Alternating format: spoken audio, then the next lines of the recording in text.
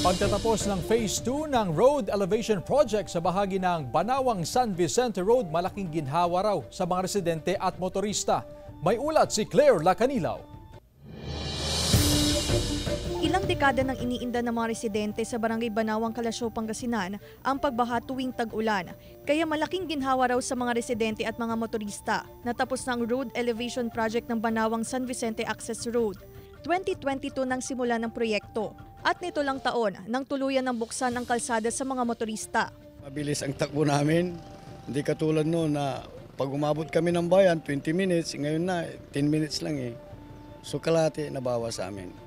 Kaya malaking tulong at bagay na nagawa ito kasi malakas ang kuwan ng motorista ngayon dito sa amin.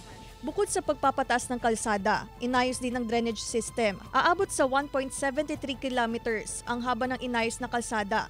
Ang ginawa natin po doon, in-upgrade po natin siya at saka may kasama siyang lateral drainage both sides para po yung ulan na sasalawin ng kalsada natin, didiretso siya ng drainage at eventually pupunta ng ilog natin. Kasama si Daryl Peralta, Claire Lacanilaw, 1 North Central Luzon.